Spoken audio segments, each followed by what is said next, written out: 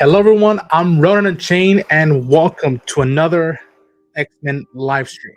I'm your host, and we'll be joining shortly by Daren Clements, friend of mine. And if everything goes right according to plan, we'll be able to interview a special guest. Um, but hopefully, everybody's doing okay. It's been a week since X-Men 97 season 2 concluded, and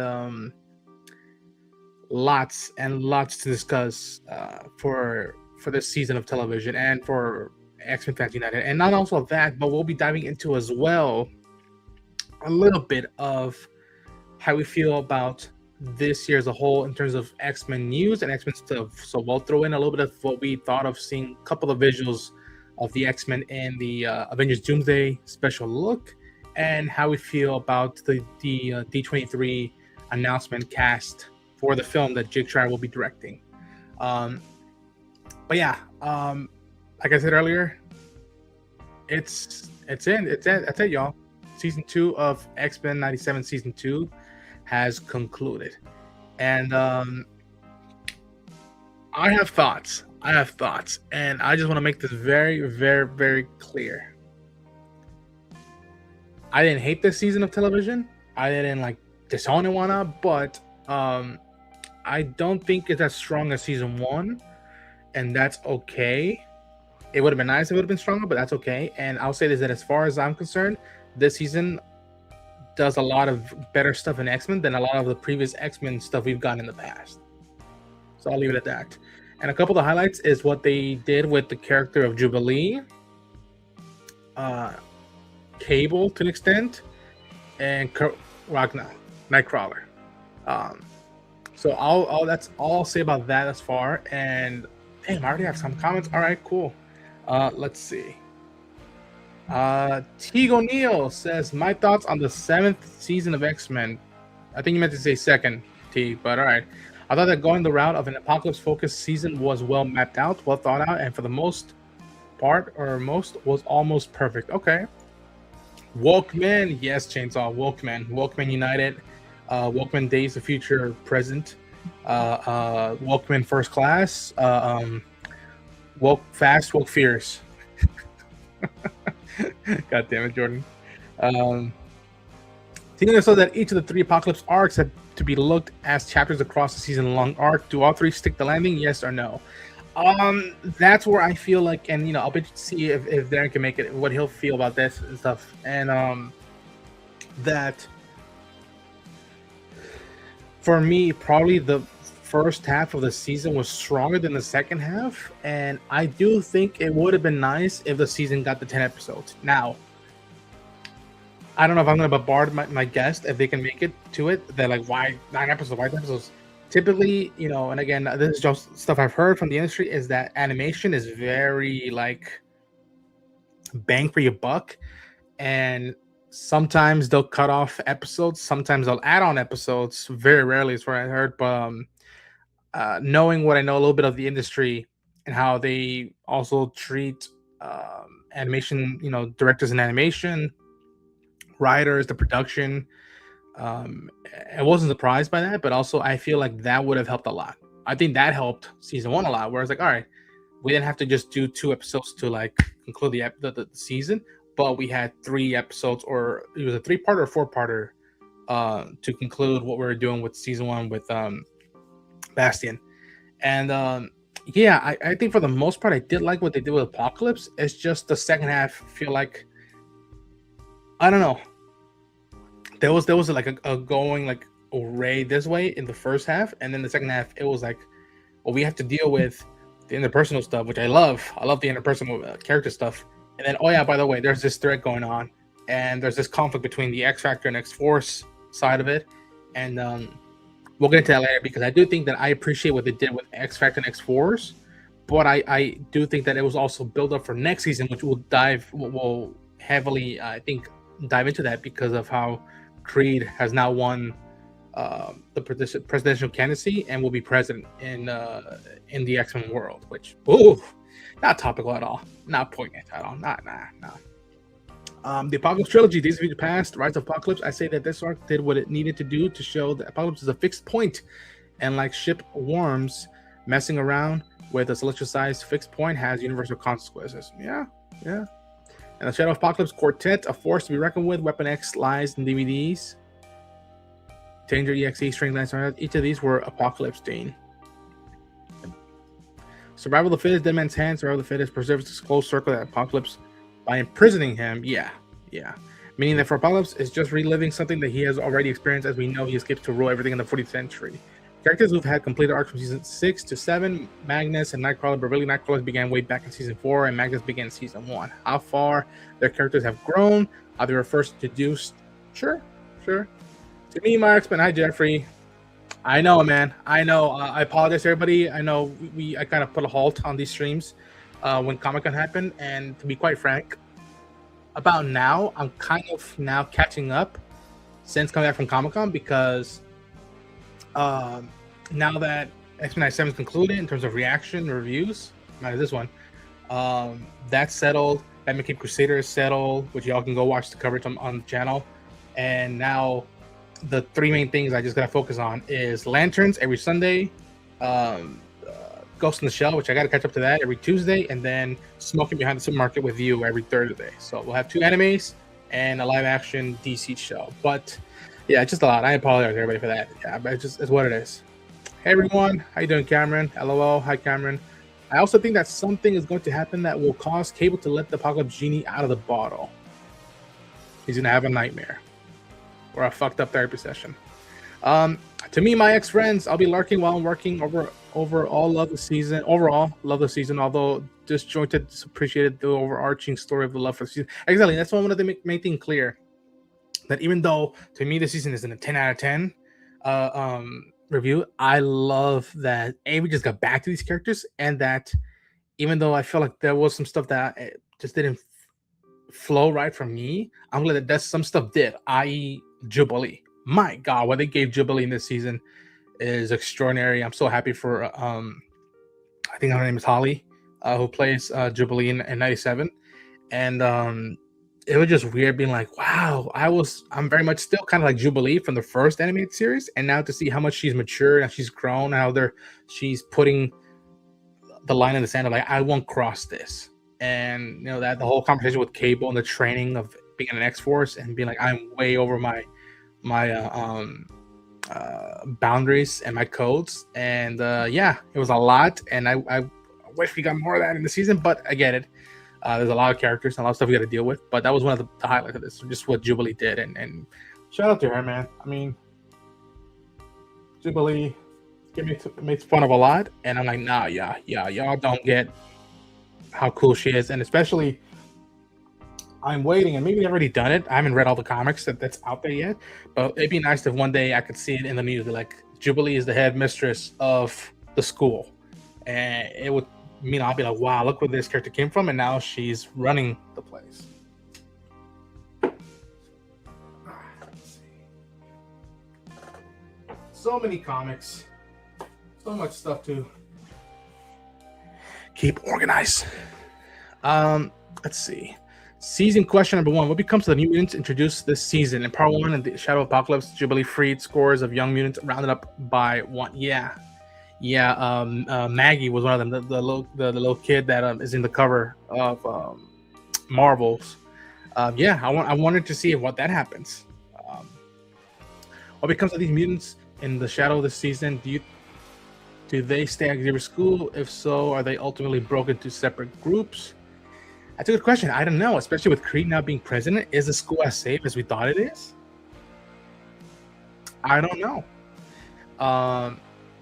But also, last time we saw Creed, he had a very visceral moment with his brother, Kurt.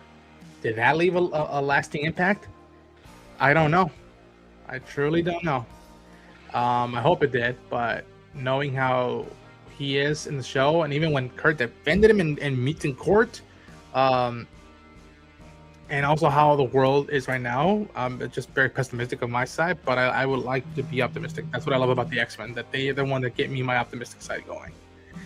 But we shall see. The New Mutants, Generation X, which each will be tingled by the old staff, like have Colossus in charge of the New Mutants, with Polaris Bishop Jubilee in charge of Generation X. That's a road we can go. That's a road we can go. Let's see. Just checking stuff. Let's see. Second half seems slow and off to me. Still a great season. First half was definitely better. That seems X-Men are going back to normal next season. We'll see. Again, there's a lot of moving parts, and it was nice to hear that Feige said that the live action Marvel Studios stuff will be taking a lot of inspiration from what 97 achieved. So that's cool to hear. But we shall see. I don't know. It's a lot of moving parts. As long as, and again, because we don't live in a vacuum, we know that there was a parting of ways with Mayo, season 1, season 2. We still don't have a lot of the concrete stuff, even a year after, or 2 years after. And we shall see. I don't know. I think as long as it's still consistent, as long as we don't feel a drastic dip in quality, then I'll be fine, because I still think that this is the best achievement that the X-Men have gotten since the comics. And I grew up with those X-Men movies, and I like a lot of those X-Men movies, but I can also, I think, objectively say that they're not the be-all, end-all, which is fine, version of what the X-Men are. And I think once we get into the Doomsday side, I think that'll be something that can be explored a little bit more with the time they have of those interpretations of the X-Men characters and the X-Men as a whole in live action. Post-season question number 2: what becomes of Blue Gold team going forward with Cyclops becoming more militant like his son as this season has shown? Will Cyclops fill the void left open by Magneto? At some point, I think that does happen in the comics. So, I don't know. I just know that I really hope they don't revert Aurora as being the head mistress, because I was like, oh, moment. And the fact that they harken back to Astonishing X-Men with a sequence of the Sentinels, and welcome to the Danger Room. If you want to be part of this, you got to know how to defend yourself and all that stuff. So, I really hope not. Again, they just got Colossus back into the squad. I am shocked we didn't get Kitty Pryde, which I should ask. I should ask him.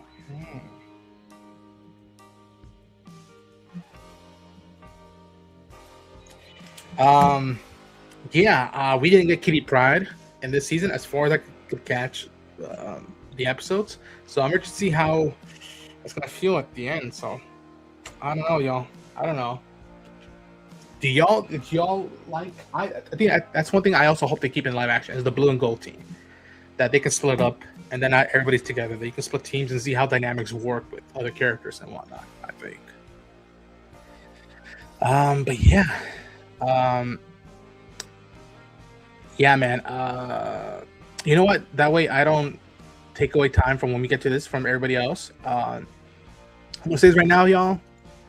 I really hope that during Doomsday, the live action X-Men characters, that they're not just cameo stuff. That I really hope that's not 5 minutes I'm going yeah, they finally did it, and then within a span of 10 minutes, just no. If you're bringing them into this, there better be a damn good reason why we're spending time with them. And that whole notion of you've all lived stolen lives, now you must give them back. I hope there's more to this, and why are they involved with this? Is this going to go back all the way to Days of Future Past, where they didn't mess with time to alter the future? Is that a lasting thing they can do? We'll see. We'll see on that. But again, even me, I want to figure. I am a Wolverine guy through and through, a la madre. But seeing James Marsden get his moment to shine visually, and hopefully with the material and the script, that'll be an awesome moment to see him fully realize the character. And I know I've heard that I think him and both him and Alan Cummings were like, wow, we're making peace with it. This is what we thought we could fully do, and now we're fully doing it after all these years. So and again, I understand some reservations with some folks. I totally get it. Even I have my reservations. Can they pull this off with this version of Doom and what they're doing? But the Russos have not let me down yet. They've earned the benefit of the doubt, and I haven't heard it yet today, or maybe it drops tomorrow. I can't remember. I know Sean O'Connell was interviewing them and RDJ for Infinity War, Endgame stuff, and a little bit of Doomsday.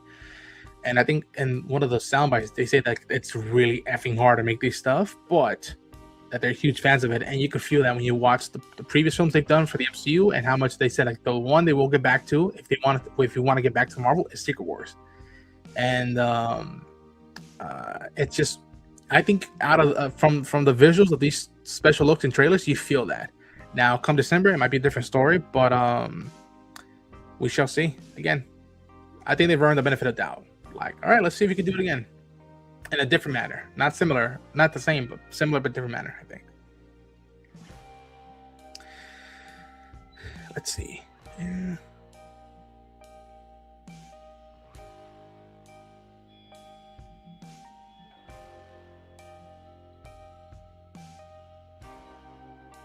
Sorry, y'all. This is what happens when you have to manage stuff that you're like, all right, make sure everybody gets the right information, links, and all that stuff. This is part of the job. I got to do it all. Let's see.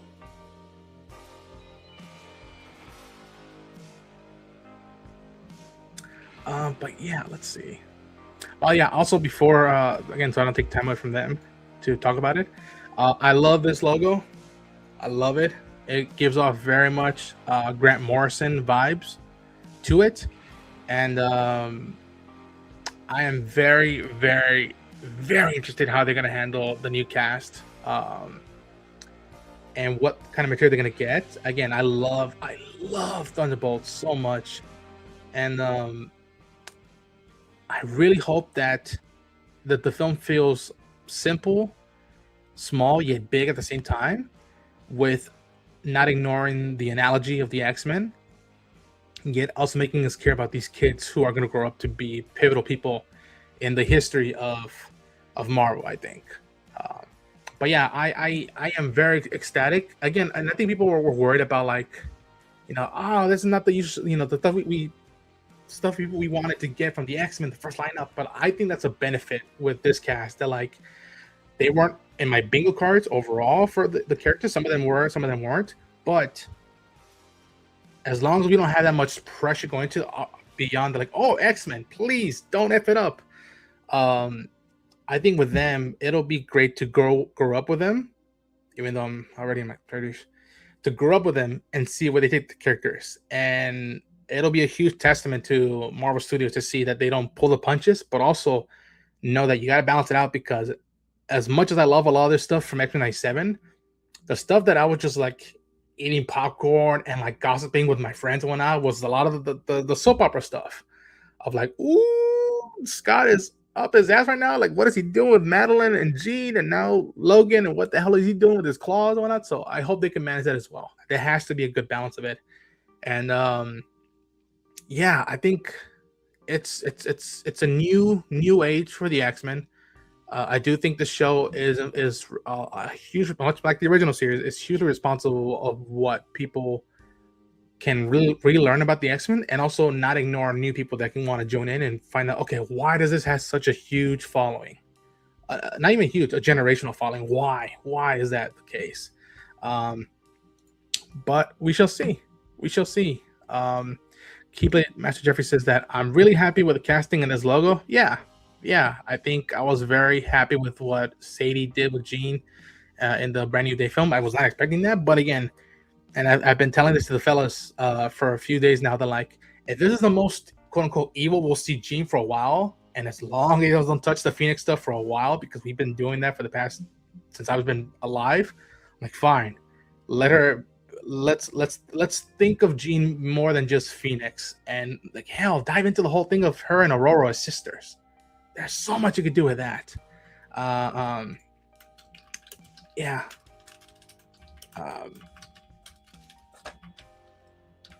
Let's see. What else? This is about to be peak, I think. It is. And I'm trying to see if I could update this now, because I didn't want to put pressure on stuff, but now I should update it. Yeah. Okay. But yeah, folks, I think we will be talking to our special guests very momentarily. I want to give them time, to talk. And hopefully Daren joins us very shortly. I know he's a busy man as well, but y'all, I don't know how I pull this off. I don't know how I do this. I am not upset. I am astonished. No pun intended. That this was able to come to fruition. I would like for y'all virtually send your a very very very warm welcome to our special guest, someone who will go down as a pivotal person to bring one of the best pieces of art in the 21st century, in my opinion. I would like to bring in none other than Emmett Yonimura. Emmett, how are you doing? Hi, how are you? Can you hear me? I'm good. It is. Can you hear me good? Can you hear me good? Yeah, that's fine. I can hear myself. That's the thing. Yeah, y'all. This is. Yes, Jeff. Yes, Jeff.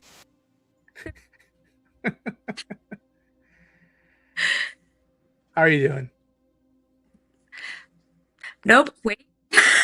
It's okay. It's okay. This is for people who don't do live streams and do anyways. This is what it's a lot like. Again, technology just goes a long way, and but yeah, I don't hear myself now, so I think it's a good thing. Can you hear me well? My main thing is that can you hear me well? I can hear you. Yes. Can you hear me okay?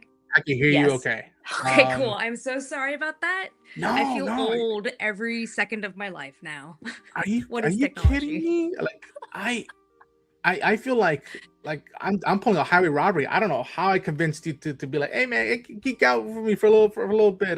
You like X-Men? I like X-Men. Let's do that. I mean, that's what did it. That'll do it. I like X-Men. You like X-Men. Let's do this. Everybody likes X-Men, right? I guess if you're here, hopefully. That's very, very, very kind of you. I appreciate it so much.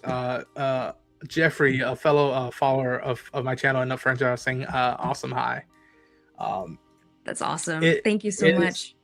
It is truly an honor having you to talk about anything and everything X-Men related that you would feel comfortable with talking. Sure. First thing I wanna ask, and mind you, I've seen a lot of these press junkets and stuff. I know that y'all get interviewed and almost are asked the same 5 questions for almost 12 hours a day. I've been in those rooms and I'm like, man, I don't want to ask them, what was it like, the experience? Well, what was the best? I don't want to do that. So I'm trying to like word my question right and be like, no, what hasn't been asked yet? So I could I can give that to you and see if you feel comfortable talking about it or not. But sure, the quote unquote cliche question, because I am interested to see how you got into it, but what made you an X-Men fan? Where did it begin? Was it the books? Was it the show? Was it the theme song? Was it the music? What was it that got you into being a fan of the X-Men? It was the 90s show, definitely. Yeah. I love the 90s show. I would catch it as a kid. I'd catch it in the reruns. I'd catch it when it was airing. And the stories, the drama, the maturity, the like complex designs, like those Jim Lee designs, as well as just having these crazy storylines that no one else on Saturday morning cartoons was doing. That's the kind of stuff that was really pulling me in. I think it was pulling all of us in though, right? Like you had really good action, then you had really good drama. And it didn't feel like it was always talking down to kids. It was just telling the X-Men story. And that's what I really liked. Plus, you're right, that intro, iconic. Like you have to have that intro. No skipping it ever. No. Yeah, and so I'll ask you this, and maybe it might be the same question. That's what got you into X-Men. What got you into animation? Because to me, I think it was different. For me, I think might have been the Iron Giant or I can't remember which one it was, but I know that like I knew I was an animation fan, and then I found the X-Men. I was like, oh shit, I'm in. All right, whatever. I'm in. Whatever. So what was it for you that got into animation? Ooh, I'm a huge anime fan. I grew up with like the 80s and 90s anime. I would say it was probably Ronin Warriors, if you guys remember that. It aired like in 95. I got, some cells right there. I got a bunch of the toys over here. I mean, like, awesome. I saw that and suddenly I was like, "Oh man, like someone upped their animation game." And I hadn't really seen a lot of Japanese animation before that, and I remember seeing it on TV and just like immediately obsessed. And then of course, I think like a lot of kids in the 90s, we were all just kind of plopped in front of the television, so I just spent a lot of hours in front of it doing my homework, but really just watching and drawing. And animation was just like the most addicting stuff that was on. I just loved it. I love everything that was coming out of other countries, especially. But like, yeah, I feel like it was Ronin Warriors that really got me hooked. That I think I could be wrong, and this might be so selfish, but I do truly think that those of us who grew up in the '90s and the early 2000s, we got lucky with either syndicated or live animation shows in a range of capacity. There's some that was very much more drawn into kids, stuff more drawn into teenagers, and stuff drawn into more adult stuff. Which I think that's something that like I'm grateful to this show is that like it didn't pull any punches Yeah. thematically. And again, some people might be like, "How dare you say this?" But like, hey, at some point, these characters are into each other and they want to get it on, whatever. Like, and there's no shying away that, much like everybody else. That like that is the testament of not negating your previous fans, bring in new fans, and teaching them like, hey, eventually at some point, some people are into people, sometimes people are not into people, and that's fine. And Yeah. I love that we also got that. Like, I could look at my DNA of animation and be like, SpongeBob, X-Men, Cowboy Bebop, Samurai Jack, all this stuff is just as valid as one another, and they're all doing different stuff. And Yeah. they're all, Ghost in the Shell is one that I think of right now, and I think Akira as well, which is right now they'll be re-releasing in a few weeks. That like, I'm so I'm like, excited. oh man, I haven't seen it in the screen in the big theater yet, so I'm praying to God I can get tickets. Um, Nice. but I love that animation is still doing that to this day, and I wish Hollywood could be like, don't be afraid. Don't be afraid. If this has been working for 30, 40, 50 years, why are you afraid now? Like there's no reason to be afraid of it. And when you swing, that's when people are most impressed. And when you build your bona fide, your credibility, I think. When you get to swing, like again, and you've probably been hearing this since the first season, they're like a lot of us were like, okay, we're gonna have fun, everybody sounds the same, but we'll see when we press play on Disney Plus, and then we get through those first 10 episodes and we look at each other, and people can go watch on YouTube that people were like, yo, they're doing it, and this might be blasphemy.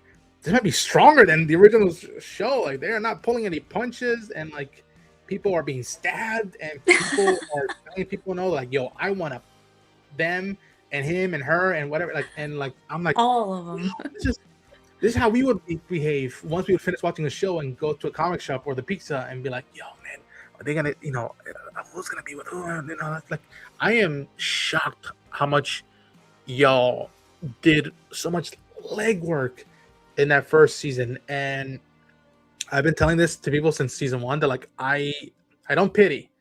I have they have my support, but I really hope the live action folks be like, yo, man, you're not following New Mutants or Dark Phoenix now. You have to follow 97 now. So good luck with that. Thank you. Thank you. Those are really high compliments and I really appreciate that. Yes.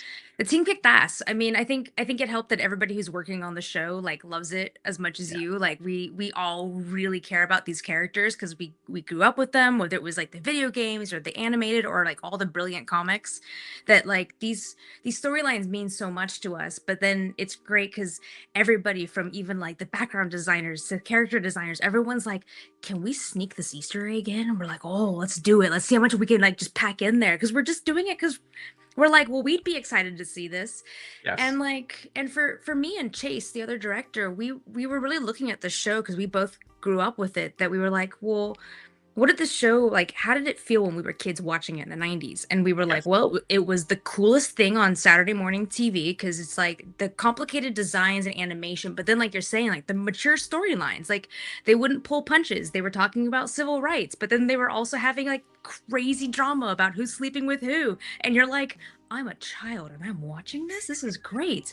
But so like then we immediately thought like, okay, we're watching this, the original 90s show again as reference, and we're going, okay, I can see how like there's parts of it that don't hold up to just modern animation, but that's because of when it was made, and that's because of the budget it had. And it's Yes. like, we know what a huge following it had. They actually didn't receive any of their fan letters from that era. They had no idea how popular the show was. So like, we're so honored that we could like give that back to them of like, are you kidding? You like changed a generation of kids. Like, what are you talking about? And so like for Chase and I, we were like, well, that's how we want then modern day kids and then people coming back to the show to like feel is, it's like this is how it felt when we were watching it in the 90s. We just put more money into it because Marvel was like, we got to invest in this. Thank you, Marvel. And from top down, we just had like the most talented people that we could find who cared about the show, like working on it. So yeah, thank you though. But that's like really high praise because we're also fans, and to us, it's like we got to do our heroes right, at least as right as we can. They matter, especially because we haven't seen a lot of them. And there's characters in the animated series that we never really got to flesh out in like the live action that we're like, oh, we got to show people how cool these characters are or what they're really like, Rogue, you know? I literally listen. I've told this to a lot of my friends that like I'm a Wolverine guy through and through till the day I die. And Nice. Scott, I always respected him from far, but I was just never he was never my guy. But I was like, okay, we did Logan, which I'm like, all right, that's as good as it can get for a while. I'm okay if that's the most we get centered Wolverine. What about everybody else? Because as much as I have my own squad of X-Men that I would pick off the line, Totally. what is everybody else like? And so when you do give Scott the material you gave him in season one, when you do give Aurora the material you gave her in season one, the dialogue. Listen, Lenore, I'm gonna try to do this respectively and not come off creepy. Lenore, for a lot of us, like shape a lot of how we feel about women, and also not just women, but like not being like, all right, just damsel in distress, which is Exactly. doing to some of us good. Like there's something like, what happens if you can connect with someone either romantically or just as a friend or just an individual who can match you and can be just as vulnerable, if not more vulnerable than you. And what y'all gave Lenore in that first season, I still think it's a robbery that the Emmy didn't give her an award in that first season, because there is a lot that I'm like, hey man, I don't know if I agree with everything that's happening, but I have her back, because like there's no way that like you cannot feel for her, whichever way she goes, idealistically or romantically, and um just as their own, like just and that's one of the questions I'll ask you on later on. To me, people will say, the big action stuff, and even this season, the Nightcrawler point of view, just bing bang boom, cutting to a different character. Like I love that just as much, but it's the quiet moments that now, as someone who's 30, I appreciate way more. And I do that not just even with animation, but with live action. In Avengers movies, I want to spend time with them just talking and debating more than blasting each other with weapons and powers and abilities like that. To me, the Yeah. quiet stuff is just as impactful, if not more, than the action stuff. And I can only imagine how much y'all debating. Like, no, like just stay with them, talking and debating. I think. Yeah, no, it was great because that was actually one of Bo's strongest mandates, especially in season one, was it was like, look, we're a soap opera. Like we're a soap opera with action. Like, yes, they're mutants, but that's kind of not what they're about. It's about, what's happening to them and the like not just the social issues, but just like the melodrama that's happening between the characters and how hard it is to live in a world like this. So he would say that it's like, for as great and flashy as we make the action, like the drama has to sing. And Yes. we all obviously 100% agreed because it's like we love these characters and we feel so attached to them for that reason. It's like these are relatable characters, and if you couldn't Yes. relate to them, then what's the action for? Like then the Mhm. action is just kind of to be showy, and it's like that's not X-Men. Like we can all go to different superheroes if we were just kind of looking for showy, and it's like, nah, I'm here to also get my daily dose of medicine. So Yes. let's do it. Like let's so no, I love that like that was being pushed from top down, and we all fully supported that. Like if when we deliver an episode, we have to deliver a certain amount of footage to the Mhm. animation team. So it was kind of like, the mandate was, well, if we're going to cut anything, cut from the action first. And it's like, I like that. I like it because I Yeah. think that, yeah, it's the drama that matters, and then hopefully we pay it off with some really cool action. But there should be like drama within the action too. Like it has to Yeah. be storytelling 100%. So I'm glad that it comes through and you guys feel that.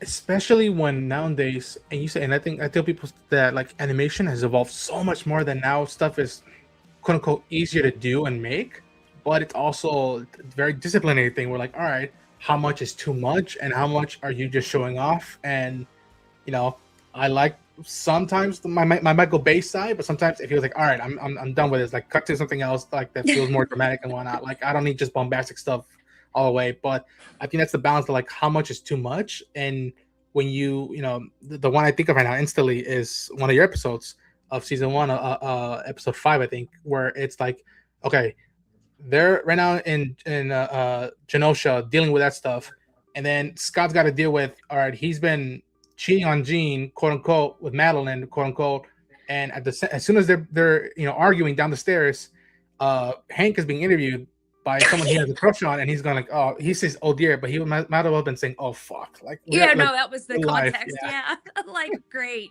Great. They're fighting on camera. Like solid move, guys. Yeah. PR for the school and you guys are fighting. Yes, Meanwhile, the rest of us are eating our popcorn, like, oh my God, what are they gonna yes, do next? Yeah.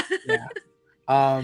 Yeah, I man, okay, so I think my friend and my co-host will be joining us soon, Daren. Amazing. And I think when I list, so people don't know. If people don't know, please do your research. But like, I'm gonna tell you now that I can hear just fine. Thank you, Keep Like Jeffrey. Cameron Hooker says hi. Cameron Hooker says I'm gonna do to the X-Men by the movies and evolution and Wolverine and X-Men. Nice, nice. See, Nice. animation's still huge. I'm gonna run down your belts, your titles, because people again, I was doing again, like I'm trying to do research and do all this stuff, but I'm like, I tell people like, oh, just so you know, Emmett is responsible for Fire Made Flesh, Remember It, Bright Eyes, Tolerance is Extinction Part 2, and that's just season 1. But then you were also doing Days of Past Future, A Force to Be Reckoned With, my favorite episode of season 2, Thank you. Mine Danger too. EXE, Strange Land, Savage Land, and you co-directed with Chase Conley, if I'm not mistaken, The Dead Man's Hand and Survival of the Fittest, the last 2 episodes of season 2. Yeah, and actually, episode 1, Days of Past Future, and episode 3 are actually both me and Chase as well. Co-directing? Those got kind of recut and remixed in post, so it's actually like half the episode's mine, then half the episode's his, and then the other one, like it's like, so they're correcting the The credits credits? because Good. yeah, because we realized like how much our teams were really involved. We want to make sure everybody gets like proper credit too, because our teams are like they usually work for us. Mhm. So it's just yeah, and everybody did such a great job. Those were all of those two-parters were very hard to manage. So it's like that, and I know that the fans feel it a little bit in some of the storytelling, but it's like, look, that's kind of just second season woes, it feels like at this point. So yeah, but it was all hands on deck, and man, our teams like really hit it out of the park, especially when it comes to visuals. Because we were just like, look, at some parts we might not really know what's going on plot wise anymore, but we're gonna make sure it looks good. So we were just like, let's just at least hope that the melodrama plays and we just get some cool moves in there. So. Yes. Yes. Someone who I know will freak out, and I know it's just as much as hardcore fan of I am of X-Men, is my dear Daren McClemens. How you doing, Daren? Hey. Hello. Hello. Thank you for having me. Daren, Absolutely. Emmett, Daren. Nice to Hello. meet you. It's nice to meet you too. Daren, if you didn't hear what I was naming off Emmett's championship belts. Directed a lot of X-Men 97, and one that I think you and I will have to still deal with in therapy is Remember It, season 1. So I've been waiting to ask about that until Daren got here, because I wanted to Daren be like, yo, dude, like remember that week we were all crying and like pissed? It's partly responsible for that. Can I ask you, Emmett, and again, if you can't answer some stuff, I get it, because Disney, Marvel, NDA, and all that stuff. How, so people know, how long was the process of like, okay, y'all got the script for Remember It, you knowing, oh boy, or oh dear, we're going to do this, and if we pull it off, it's going to work, but people are going to still be mad and cry out, but we should do it. How long did it take from like getting the script to the last animation, last recording, last thing you did? How long did that episode take to come together? I mean, I feel like it's the classic Marvel way where it's delivered almost before it's due. So I want to say like we held that secret in our hearts for like 2 years. It was rough because it's just like you're God. sitting there and you have the animatic and then you have the animation and then you're going through all the final mix and you're just like, oh God, this hurts. And are people gonna hate us for this? Like, are what? How? We don't even know how people are gonna react. Like, so I hope that they at least appreciate the storytelling. We'll see what happens. Mm. And but yeah, I think every show is different, but I feel like that's one where it mattered a lot to Marvel as well. So I think all the way up to the last minute, just making sure, is the dialogue correct? Do we have it read the correct way? How's the music sounding with it?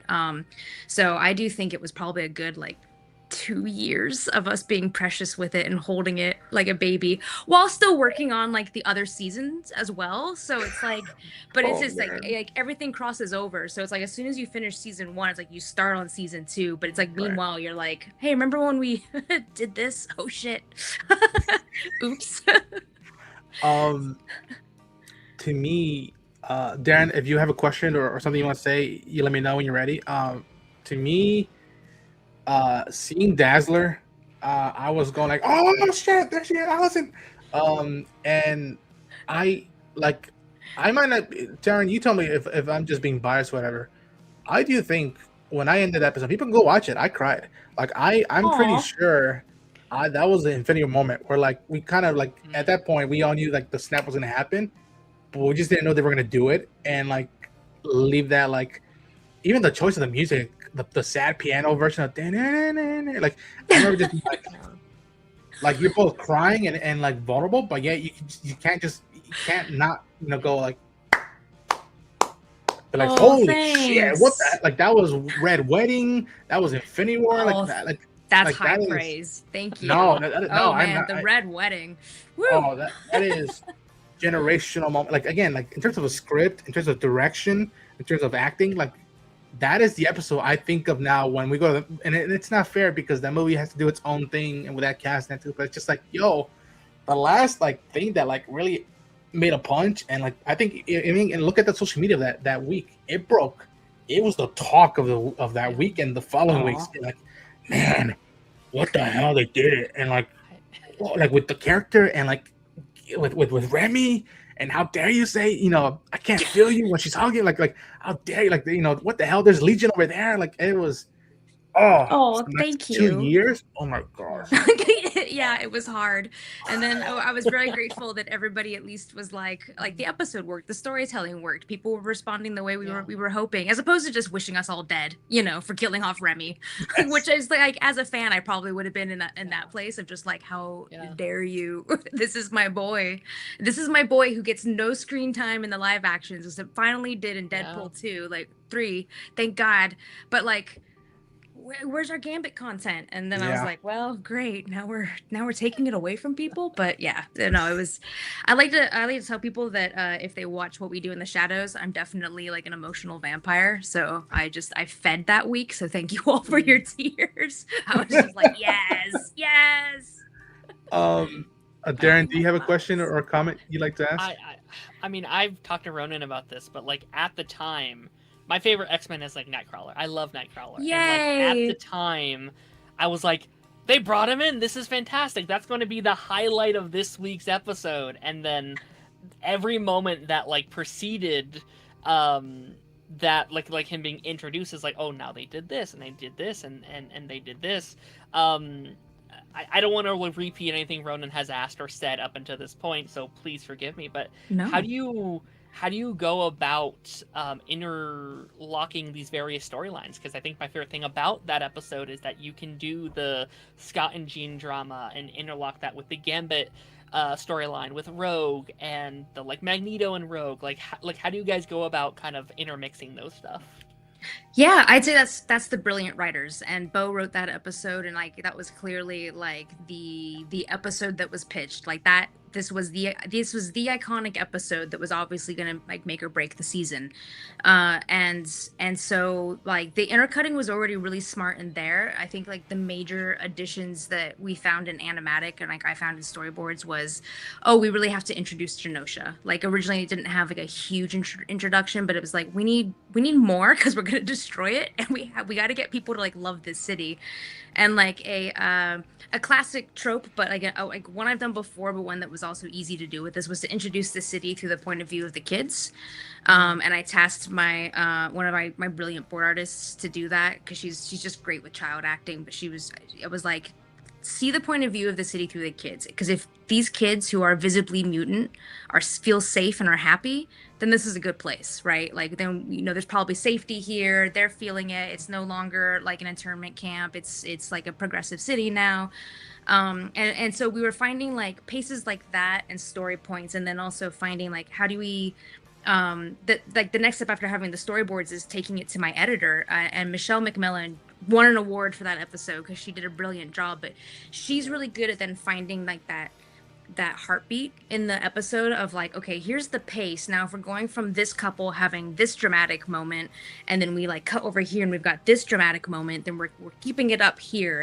And she would just make all these really smart choices, and sometimes be like, I'm gonna cut one of your babies. I know you love all this art that you turned in, but it's slowing us down. And she'd just be like, so all of this was pulled out. And I'd watch it and be like, oh, I miss those drawings, but this is better. Like, and it's great. Yeah. And so then you really have like moments lining up, like when Madeline gets her nosebleed, it's because things are about to kick off. She's getting that. Sorry, Jean gets her nosebleed. Things are about to kick off. And then Madeline gets to actually say goodbye to her child, which we were just like, they almost wanted to cut that moment. They were like, I think for time. And I'm like, oh, please don't. It's like the whole reason we had a Goblin Queen episode. Like that's all leading to just this one moment when she like Cable comes to warn her but not save her in time. And it's like, I think he has a line in a different episode where, unless it got cut, but it was like he's tried to save her like hundreds of times and always fails. And it's just like, it's so heart-wrenching that I'm like, you have to keep that moment in there, because honestly she dies happy because she knows that Nathan made it. And it's like, oh, she's the only one who dies happy tonight, but like at least we've got that going for us while the rest of this is traumatic. And I love that. I live for those moments where you can be living in the melodrama. I've seen some people online talk about how like they gave up on the show because Rogue was cheating on Gambit with Magneto, and I'm like, well, but like, give it a second. Like, just give it a second and see where it maybe we were doing that torture for a reason. Like, we don't like it either. Oh my God, half of us on the crew, when we were like reading those earlier scripts, were like, ew, we don't want this storyline. Like, I know Savage Land, I know their history, but we're kind of like, we can move beyond that though, right? Like, do we have to do this? Like, no, we're all here for like Rogue and Gambit content. What are you doing? Like, so we had all the same like, please don't do this. But then we realized, like, well, as fans, if we're having that reaction, like, it's working. It's working. That is the soap opera. And it's like, oh, but please, like, stay to watch how it goes, because it's actually, it strengthens their relationship for like 2 hours. Y'all, it didn't help because again, look at what Magneto. Besides, Magneto was right. Like y'all made Magneto a dilf. Like that dude. Like and again, I Rogue is my baby and but I remember like talking to a lot of friends. We're going like, yo, what the hell? The sleeve, the big M, the muscles, like, and again, which is why I've been championing that Lee Pace should probably play Eric in action, but that's just me. And I was just like, yo, that like, and again, I'm Remy and Anna Marie, but like there's a friend of mine who she's also like, no, Rogue and Eric and like, and again, that was the biggest thing with that episode. I was just like, damn, I get why Eric is a clever son of a, but like it makes sense because she wants to make some change. And again, I tell people, and I think Lamar also said that like Rogue and Remy haven't been an official thing. Even in the episode themselves, I always play the Swamp Rat and I always play your share, but we never made it official. So technically no lines were broken, but it was still like, again, I think it was episode 2. Yes, once Aurora lost her powers, where she leaves the office, putting her glove back, and you see Remy holding the card, and he drops it, and that felt very like, listen, I'm Latino, so I have seen that shot in a bunch of Mexican soap operas since I was a kid. And so I finally, this show, I would, ask my family every week when the show was dropping, I was like, all right, now I'm living what my mother and my grandmother go through when they watch the novellas and be like, oh God, not this. Like, I love it. Now. I love it though. Yeah. Also, high compliments if we're hitting those levels of soap opera because that's peak. That is peak there. Yes. For any Latino fans, Destilando Amor, there was a lot of that going on, and love it. Yeah, I just it's again, I'm not trying to be a pun, but it's astonishing how much that came through with your work in season 1 and in season 2. Thanks. I know it's one of those things that I had to keep reminding myself where I was like, Remy was always going to bars in like the first seasons of like when, and then Rogue would be mad, like, where were you all night? And it's like, but you guys aren't together. And I think that's why in this season for season 1 for 97, we were just like, okay, but can we finally put them together? Because as fans, we've been waiting so long, like just to see it in animation. Like, we gotta do it. So you're right. Like, there was no official cheating, maybe a little bit of emotional cheating, but they're all I mean, that's what the X-Men do, right? They're always emotionally cheating and then really cheating. So See, in the first show, there's an episode where Storm and Logan are a thing, and then we see her now with Forge. I'm like, that makes sense because I have it here, but I have Life Death over there. I'm like, that I get that why they would go down the road, but I think it's part of it. Like that should be shine away. I think, in my opinion. I agree. That's what we're here for. Yeah. Daren, also another one that, like, I don't know how you feel about this episode, but to me, my favorite episode of season 2 was a Force to be reckoned with, and that was the X-Force versus X-Factor Jubilee led episode. Sure.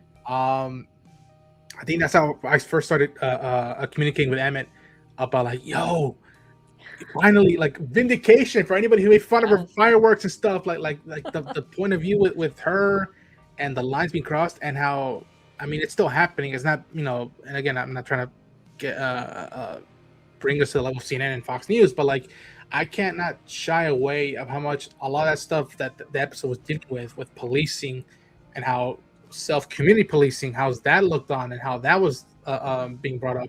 How I can't ignore that when I go out my window and I'm seeing all this stuff happening out in the real world, and it's just like, that tells you that was another compliment. That felt like Andor. Like when I'm not watching Andor, X-Men 97 is my Andor, and being like, yo, that is so much stuff being done.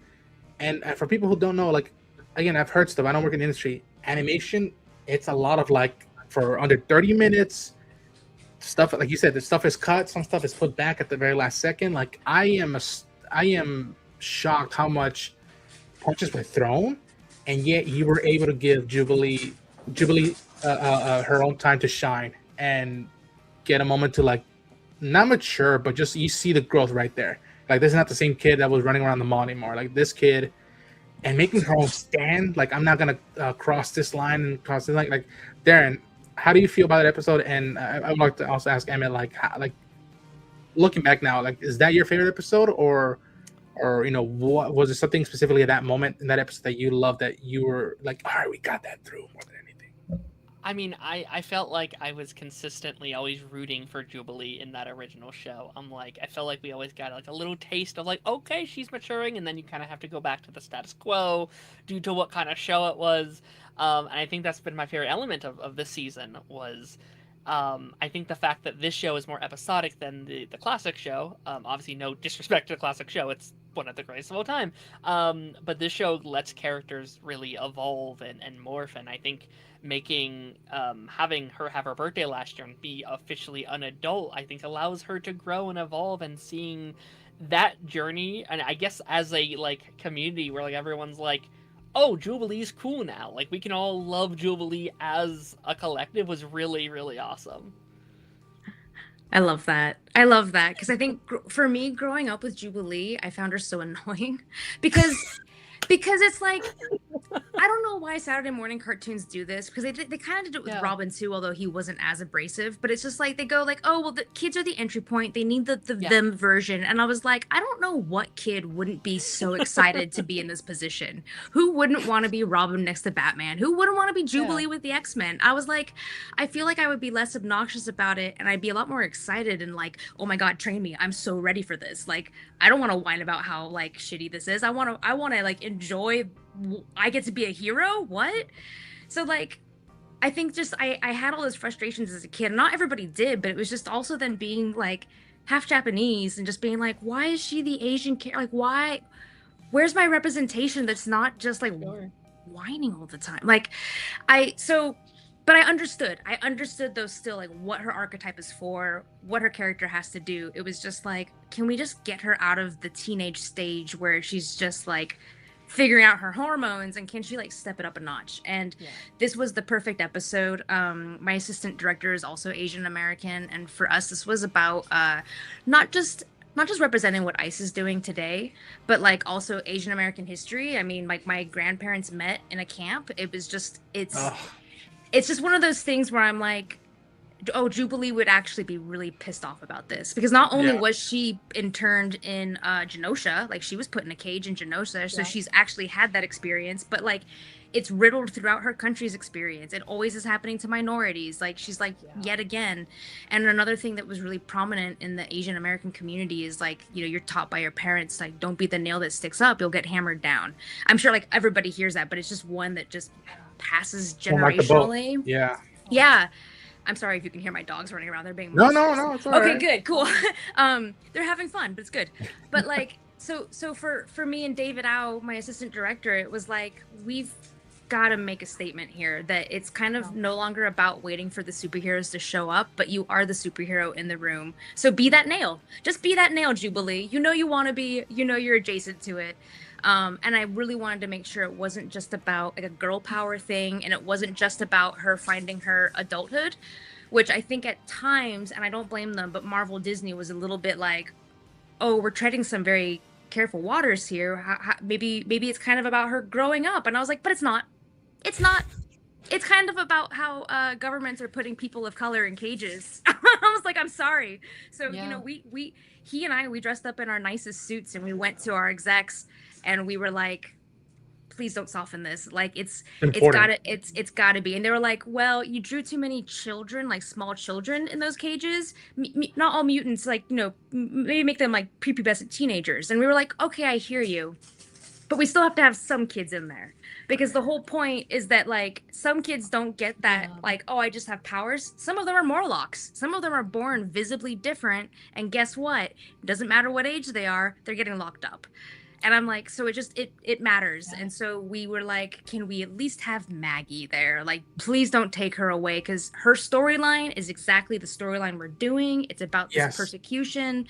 And like, when I first saw her character design, even I was a little bit like, I don't know, guys. That's not cute. And I'm like, oh my god, that's the whole fucking point. I'm sorry. I mean, we can't curse on it, but I was like, but that's no, please. I'm like, that's the exact point, is that she looks that alien. I want people who don't know who she is, they're gonna go, what the hell is this? And be like, that's exactly the point. Yeah. Like it matters. And then I want Jubilee to then kick ass, because she has to show people this is not okay. We shouldn't be used to seeing kids in cages. Like, we should be more upset than like anytime I see it in a storyline and I'm like, people aren't taking this seriously enough. Don't desensitize us to this. Children in cages is a problem, and it always will be. And I'm like, but then she's got to go hard, and she does. And we're like, we're gonna make her be cool. She's gonna do really good action, because we need her to also help us feel better. But like, she needs to like save some kids and pull them out of those cages and basically like flip the middle finger to ICE, because it's like, this isn't a good place to be. And sorry, X Factor, but you did choose the wrong side. Like I was like, again, oh my gosh, because you said it, like, I'm pretty sure it was that the reason why I noticed Maggie in the episode. I was like, oh my gosh, I haven't read the comic yet, but I know what's that about. And it was, for those who don't know, it's from an famous Alex Ross cover, which is Marvel's. And shout out to Hector Navarro from Heroes of Forge, who like broke it down to me and be like, oh man, that is a deep cut of a character that fits the the theme of the episode and the theme of the X-Men, and be like, you look at her, and maybe, you know, I don't know if you think it's canon or not, but what she goes through in the comics, being in the basement with the family, like maybe that's before or after this, I don't know, but like I remember being like, oh my gosh, that's from that, and like even like her, because she notices Jubilee and she puts her hand in the glass, and that's what breaks Jubilee right there. And I, you know, and again, you're talking about how you also have to give Jubilee her kick-ass moment. You put in the Volcano Girls song, I think, to give her the better X-Men Origins Wolverine moment where he just starts clawing the cages. Like, no, that feels earned in this one, and it's very, for those who are into it, it feels like what Star-Lord did with his volume track, and again, her like turning off the lights, and it felt, when animation could do the turning off the lights and fighting sequence, that is magical, because I'm like, that feels like, quote unquote, either they were ordered to save money and be like, well, what if we turn off the lights and let them kick ass and see if they can do this move? And it makes sense because she has the abilities with her the light and the fireworks. And I just, I adore, and again, like you brought up X-Force,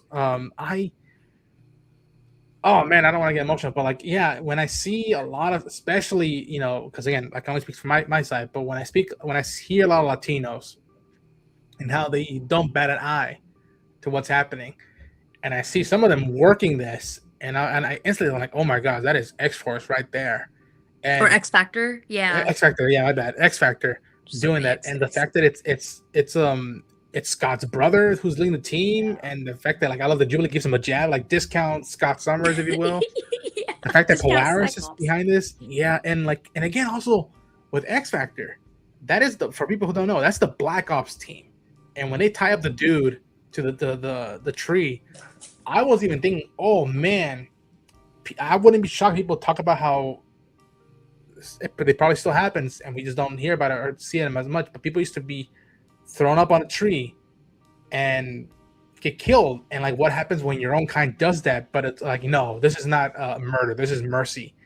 And seeing that be brought up into the conversation, I was just going like, oh my god, like what the, like what are you doing? But also like, keep doing it, please. Like this is so rich. Which again, the way this season ends, I wouldn't be shocked if those two teams and this stuff still carries on with now Creed being the president and be like, oh, this is not poignant.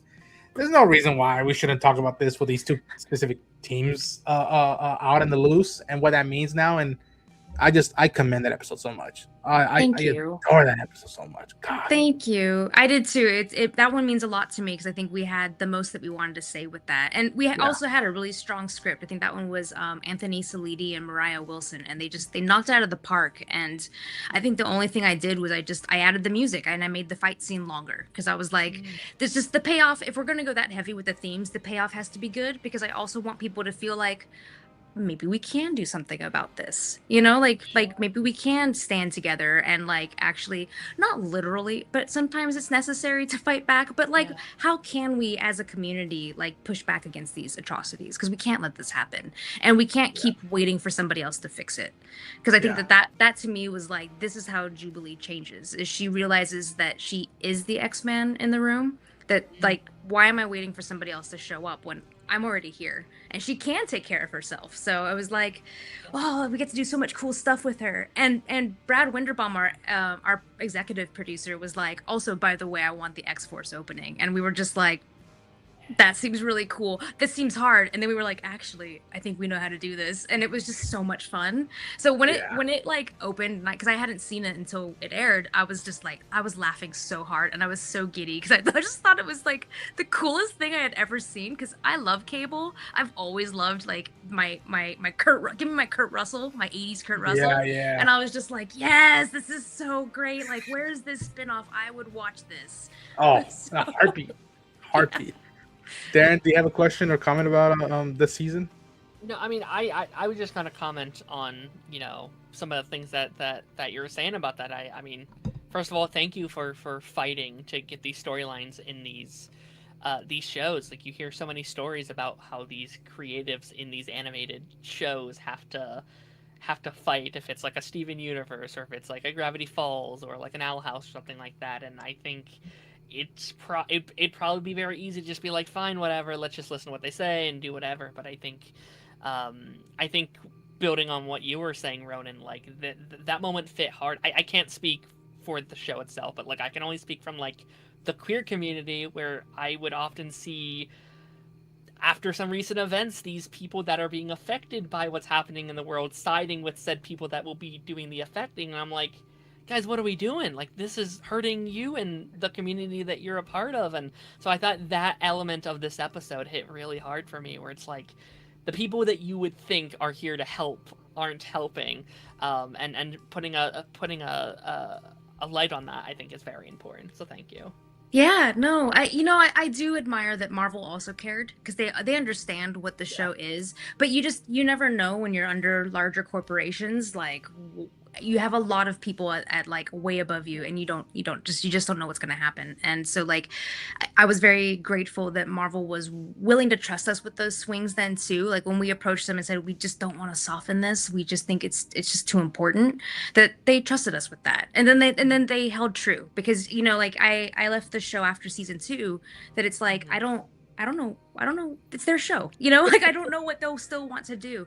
There was a line between Jubilee and Havoc before he puts her in the cell that I do miss a little bit, where she's just like, how could you do this? And he turns around and says to her, like, you should have seen the other option. It was a lot worse. And I think that for me was at least a way of getting X Factor to not be like, they're not fully ice, right? Like, we still know that they are mutants, and they're still heroes. They're still a hero archetype. Like, they're not bad guys. So you have to justify, like, why was this the better option for them?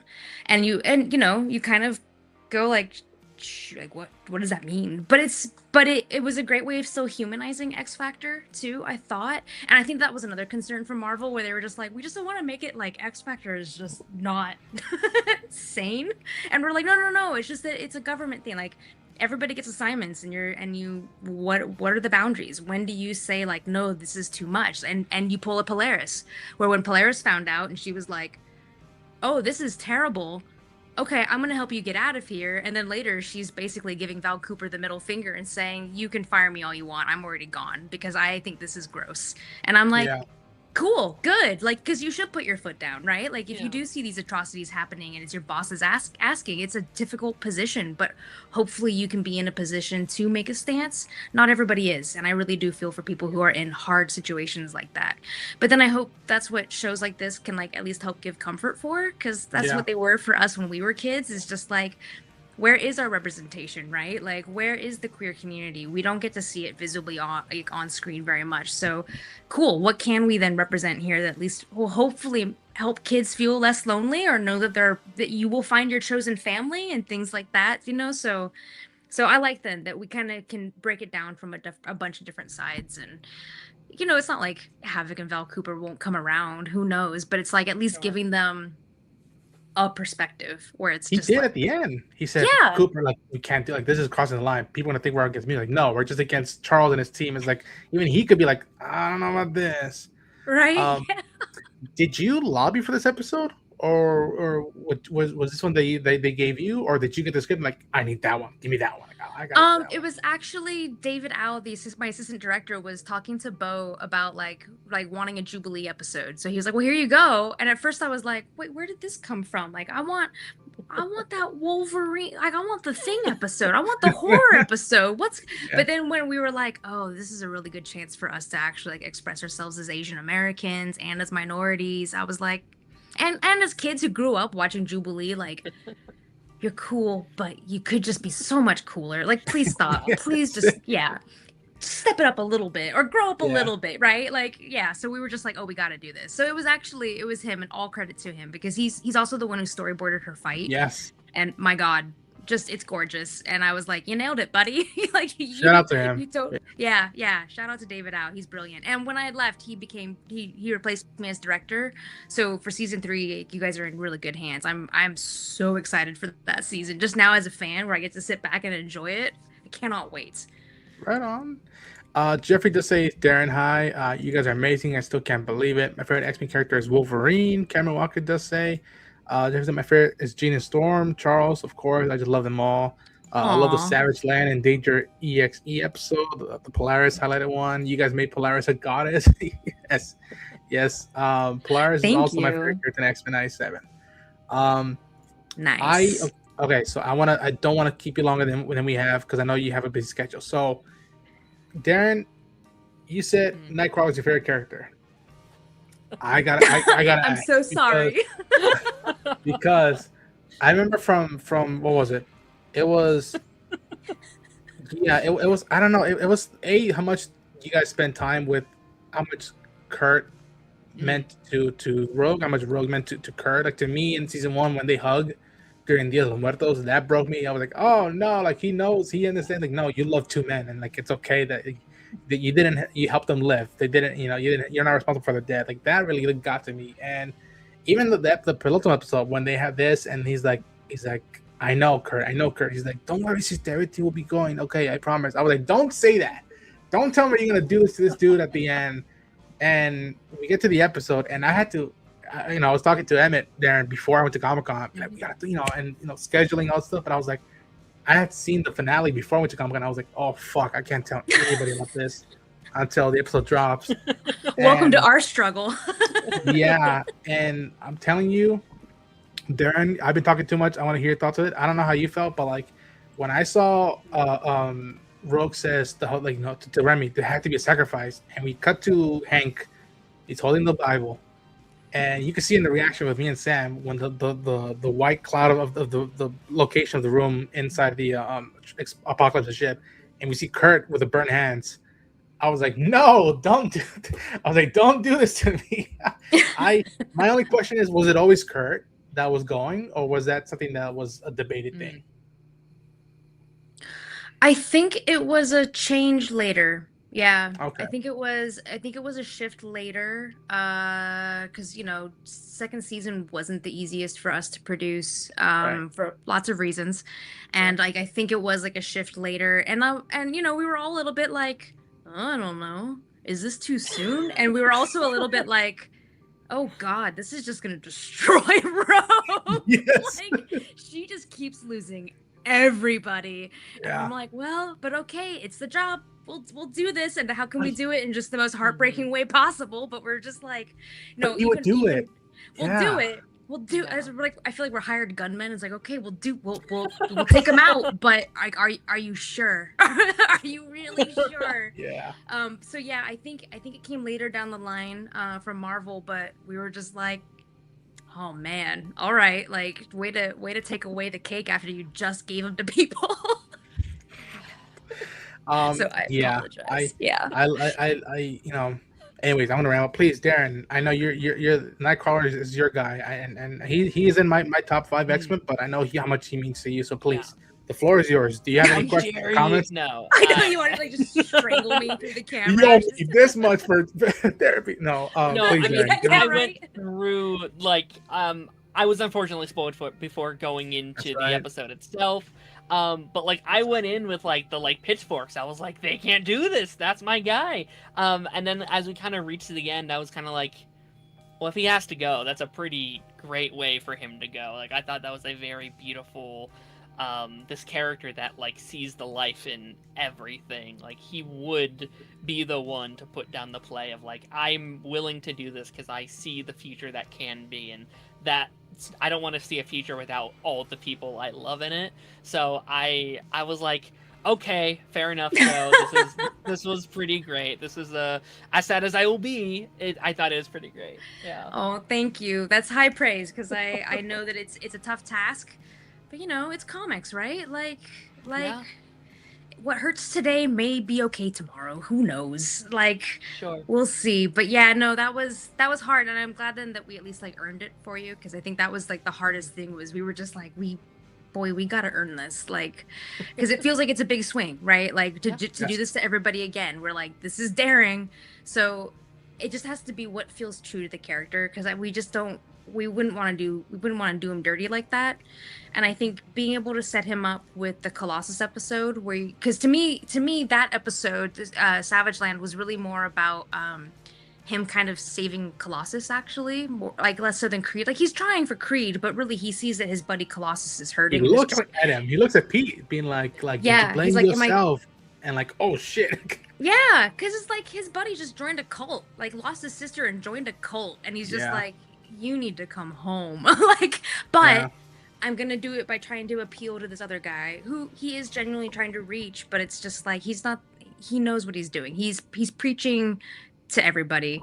And I as a queer person do sometimes have a hard time trying to display religion in a healthy way, because I'm like, it's just got to be like, what's the positive way, what is the good side of this that we can show him. But with Kurt, it's the good side, right? it's the yeah. it's the empathic side, and it's the side that really was paying attention and reading the passages, and it's like, I want to sacrifice myself because I want to see these people happy, and I know that they will be happy even without me. And meanwhile, the rest of us are like, what are you talking about? We're all going to be devastated without you. Rogue is probably going to lose her mind. Like, Yeah. now she's losing a brother after losing two of Yeah. like her hot men. Like, what are you doing? But yeah, no, he's such a good boy. Yeah. Nightcrawler. Oh, Even what a good even the line baby. you gave him in Savage Lands, where he's like, you may not be a mutant, but you're very much your father and mother's son, and it just like that's how conniving, how just twisted Sabretooth and Mystique are. They're like, oh, you're not mutant, but you're definitely their offspring. You are definitely their son. And I remember even in that episode, like Ro was backing him, but like Kurt, please don't vouch for this guy. Like I'm your family. Like you don't have to. Like this is not the guy. And him, Yeah. like sister, please, like our brother. And he doesn't negate him. Be like he's our brother. Like we have to live with this burden. The way I have to live with the burden that I look like this. Yeah. Um, and yeah, man, I oh man, Adrian, if you're watching this, if somehow this guy see you, just thank you. Like I don't know. He's incredible. He's It's just so good. Like, to me, he is the perfect Nightcrawler. And he is a live action actor. I'm like, dude, put you in blue makeup. You could totally do this. yes, Like, let's yes, go, Adrian. He's yes, amazing. And he's so lovely to work with. Like, when he's in the booth and he really lights up, and he absolutely understands who this character is. And when he reads his lines, you're just like, he's doing like the poses, and you're just like, like, it's perfect. But all the cast is, they are such a pleasure to work with, but they really know how to embody these characters. Like, whether it's the original cast coming back or the new cast that we've had, like, they all just really truly understand. And it's so fun to watch them work, because you're just like, I get to play, and it's like they're right there. It's like they're real and they're right there. So, but yeah, Adrian's brilliant. Absolutely. yeah. I again, I have, and how am I trying to say this? That like I get it. Like for us, we don't live in a bubble. We knew that like there might be some turbulence with this season, but I tell people that like even though I have my thoughts on this season, that this also does a lot of more heavy lifting than previous iterations of the X-Men, and hell, not even just X-Men, just a lot of in general television nowadays that we get.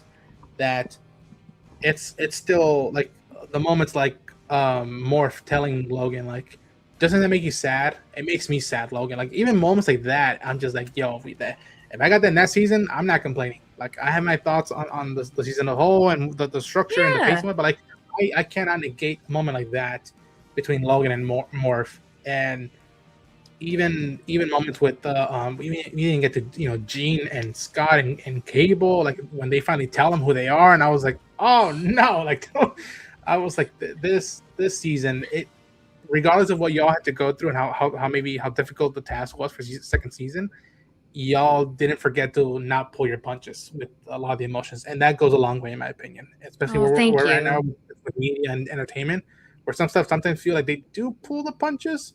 This was like, no, Yeah. for better for worse, we're not pulling the punches, and I generally do think Jack Kirby and Stan Lee would be proud.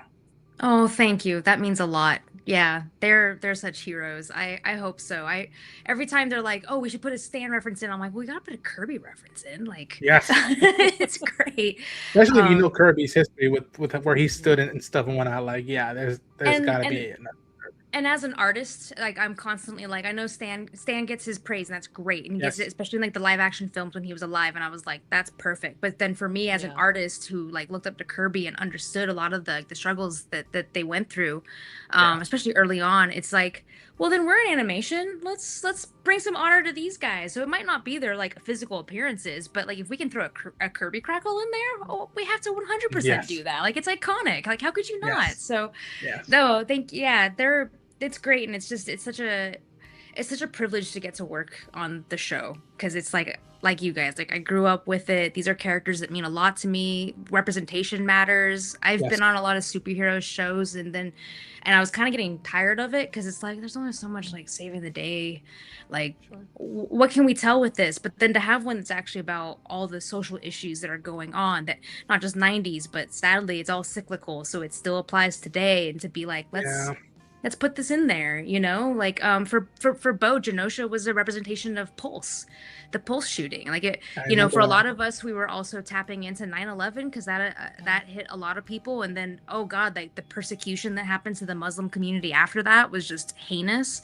So it's like there's so much that we can sadly pull from, but at least it's like, okay, but now we can like do it through a lens of X-Men, and then maybe hopefully people will at least understand that we're not trying to be like overly woke. This is just what the world is right now, and this is who the X-Men are and have always been.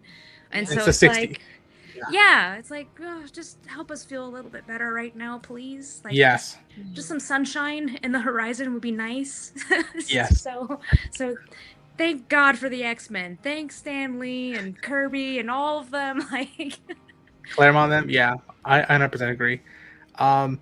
We are at the hour mark. I know I only asked for an hour, so I want to thank you so much for taking the time out of your day. yeah. Before Thanks we for let you having go, me. yeah, no, thank you. It's for, great. No, I This love is it. an Thanks for absolute honor. reaching out. Yeah, this is awesome. And like, I don't know, I feel like I can always talk about these guys. And I just like all praise and credit to the crew. And like, trust me, we have our feelings on season 2 as well. Like it was a slug, but we just wanted to make it at least as like beautiful and gorgeous and as like strong as we could, because we all care, including Marvel. Like everybody cares. Yeah. But like I know that the writers are getting shit, and it's like it's not them either, guys. Like it's just Trust it's a cacophony of like terrible things that all rolled into one. And like on top of it just being, we were still coming out of the pandemic, like it's been hard times. Pandemic, a second administration of this. It's like it's been a roller coaster. So I think we're all in this together. And I really appreciate when you guys reach out and you're like letting everybody know that you still enjoyed the ride, and thank you, because it means a lot. It's been a long, hard work and a hard road for a lot of people on the crew. So just thanks. I mean, it truly goes a long way. Please, thank you. I know before we let you head out, if I'm not mistaken, you did write a foreword for for Rogues and Gambit's burning the house Yes. book. I'm not mistaken, Yeah. right? Yeah. It's a Um, fan fiction book. Yes. Folks, if you want to, please be on the lookout for that. I'm very eager to see what's about, because I do love my Remy and Anna Marie stuff. So I want to see how that feels. But please plug Yeah. yourself. Is there anything you're working on soon, or something you want to promote, or stuff you want to highlight? Let people know they want to follow you on that. Please, the Sure, floor is yours. And also to yeah. you, Darren, if you want to ask a last minute question or a comment, please. do so. Yeah. Well, that book proceeds go towards, I think, a charity in Canada, as I recall. So like any sales help. I haven't read it yet myself. I was like, I'm gonna get my copy and relish it, because I mean I'm like you guys. So I, as a young kid watching it, I started in fan fiction and fan art, right? Like it's what we do. It's like I need more content, so I guess I'll create it. Like I don't know, or just absorbing all the comics you could possibly find. So it was a privilege to also get to like write the forward, because it just felt like, oh man, I love that people are creating. And then for any notes you guys have, it's like that's the fun part. Like I hope it inspires people, and not in a facetious way. I generally hope it inspires people to be like, well, I would tell that differently. Oh, cool. How would I tell that differently? And then create it. And it doesn't matter where it Yeah. goes, just create it. Because I think that's the fun part, is that these characters inspire us. So it's like, oh my God, like I love it then when people are like, I think I would have handled it differently. I'm like, then you should. Like, and truly, like, because I Yeah. do it. Like Go pitch everybody it, has yeah. a cool perspective. Yeah, and pitch it. Oh my God, because you never know. It could be canon one day. Like they could actually be like, we will tell this story. So I love it, because it's like, yeah, we can all do it. We're all nerds. We're all fans. We can all tap into that. I'm on Invincible now. Sorry, I jumped over. I can't wait though. It's also sick. It's awesome. They've got like some. Oh, if you know the comics, they've got some great stuff coming up. Oh so. man. Oh man, get ready. Get ready for me over there. There's an in-joke between our friends group of like how much I love Invincible and how they're like, oh, here comes Ronan with Invincible when that comes out. Get ready. Oh yeah. Darren, do you have any last minute question or comment?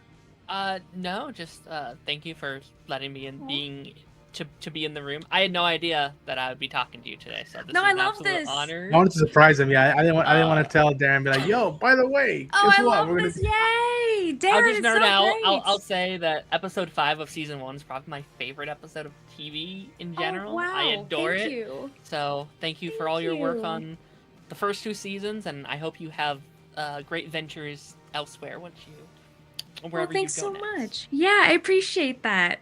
You're so sweet. No, I'm so glad you could be here too. I love talking to everybody because I think it's fun to be fans together too.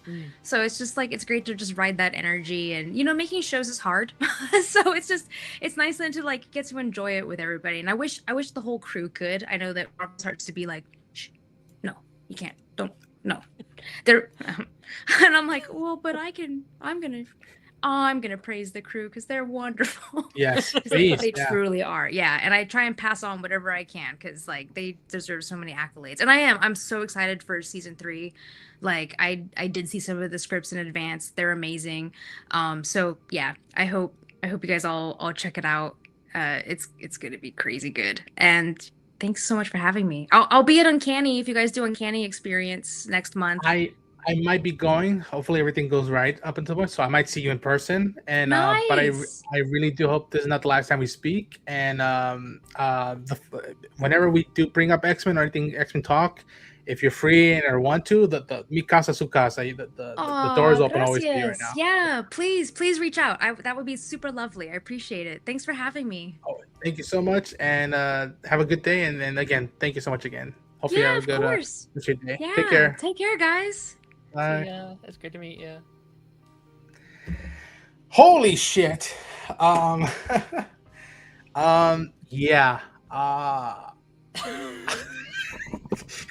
It was Sam Liu with Creature Commandos. It was Ame Yonomura with X-Men. I don't know how I did that. And just again, to Emmett, thank you so much for taking time out of your day.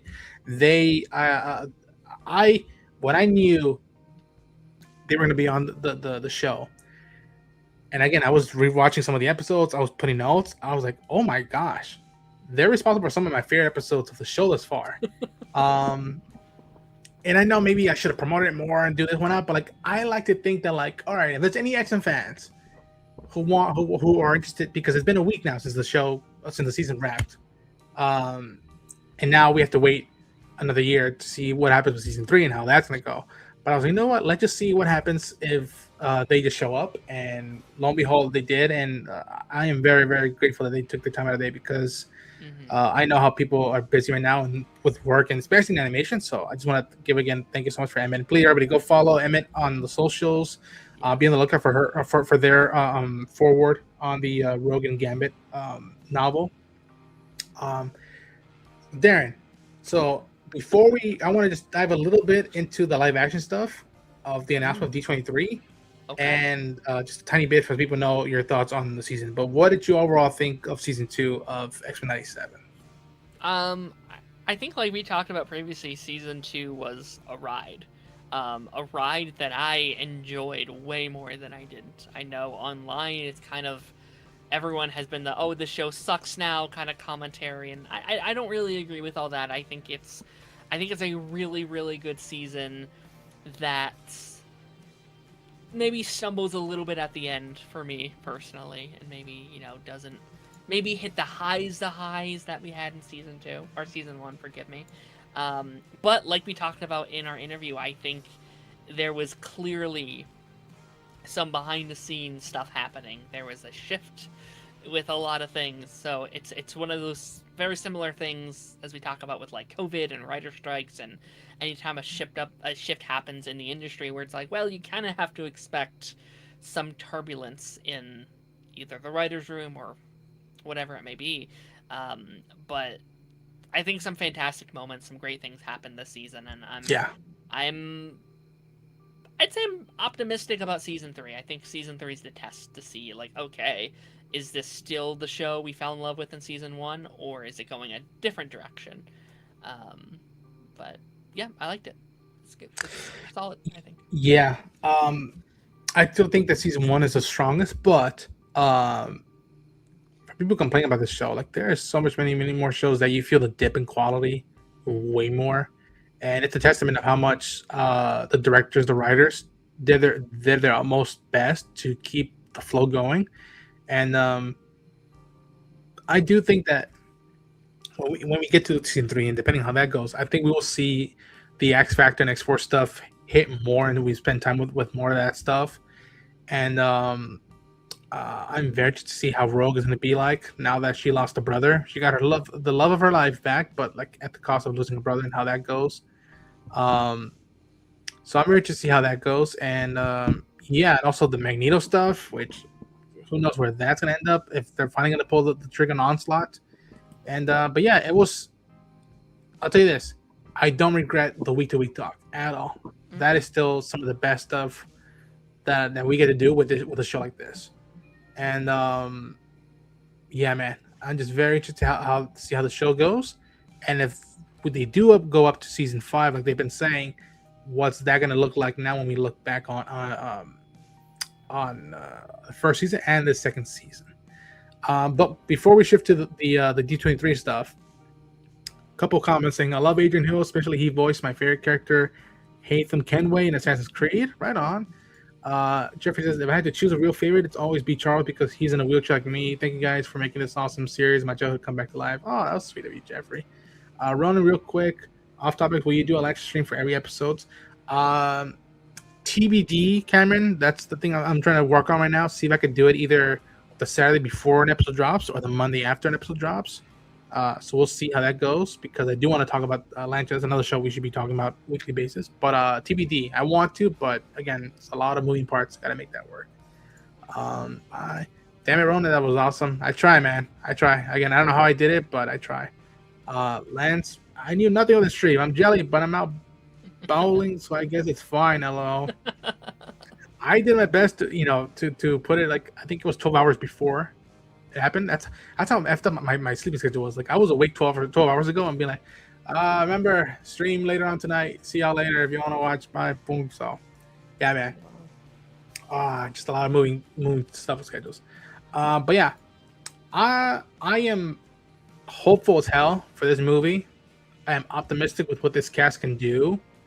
And even though they weren't my immediate first choices, I think that if they play the cards right, like they did with Thunderbolts, we'll grow and love these new versions of these characters. And hopefully they have plenty of enough material to make us still care about the X-Men and not just go, wait a minute, where's the stuff from the 90s that I like? I'm not saying, no, you can like two different versions of something at the same time, i.e. Batman, i.e., Spider-Man. You can still enjoy the Tom Holland movies and enjoy what Spider-Verse is accomplishing, in my opinion. But yeah, do you have any final thoughts or any lasting thoughts about how this cast came about and the direction that they might be going forward with the MCU on the X-Men? No, I mean, I adore this cast. Obviously, like, Sadie Sink we've kind of known for a while now, for at least a couple weeks, and I think she's gonna do brilliant as that character. Kit Connor, I adore from Heartstopper. He is a great actor, and I'm already seeing the like Scott Summers in him. Emma Frost is great, obviously. She's gonna kill it. She seems to be a fan of the character as well, which is very exciting. Forgive me for not knowing the Storm's actress's name at the top of my head, but I think getting a theater actor to play Storm is one of the greatest ideas they've ever had. Someone who's very theatric, someone that has that in her bones when, at least in this version of the show especially. So that's very, very exciting. And then Indy, I think, is the one that everyone's losing their minds over, but I think I see the vision, I see where they're going, and I think we need to let them cook. I think there's a reason. I think, when was the last time Marvel failed at a casting? Exactly. You know what I mean? Like, they have almost 100% like casting accuracy. I can't think of, there are projects or characters I don't love, but I don't remember a time where like this was a miscast, like almost never. So I'm just excited to see what the vision was, and I'm excited to see this take on these characters. Yeah, I am really looking forward to it. I'm doing my best to settle my expectations, but not also completely ignore what I want out of an X-Men movie. Especially now that like, okay, they're no longer with Fox. They're under the Marvel. It's area or like, all right, there's near no room of excuses to not look at everything that's come before and still find something new to do, and yet it still feels like X-Men that we all love and care about. And we'll see. We'll see when that first movie comes out. We'll see when that first teaser comes out. Hell, I think that I told you guys, but like that first teaser is gonna be nuclear of how much the water cooler talk is gonna be when that thing drops. Whenever it does drop, probably post Secret Wars, or right before Secret War comes out. But like, I can't imagine how much that. But yeah, Maya Boyd, I believe, is the actress who's playing Aurora Monroe. Yes. Yeah. Maya Boyd. Okay, thank you. The new X-Men cast get me X-Men Revolution vibes. Yeah, which again, it's not the immediate thing I think of. Why not? But like, part of me does hope that like, all right, if you're gonna do some of that, that's fine. But do something like what they did with the first original team was like, give them the blue and yellow suit and make that film feel simple yet big, much like Thunderbolts. Be like, make it feel like so personal and yet something that's gonna have a big impact. And be like, even though it's not gonna be the only X-Men movie, but think like if that's the only X-Men movie we're gonna do, what would you do with it, and how can you have a great beginning, middle, end, and yet have stuff in the background or in the foreground left over for stuff to do in the future with this casting crew. But yeah, folks, we've been over for almost an hour and a half on the stream, and that's it for X-Men 97 season 2. I am gonna miss the show, much like season 1. I missed it when it was gone. And then a year or two passed by, and then we were back.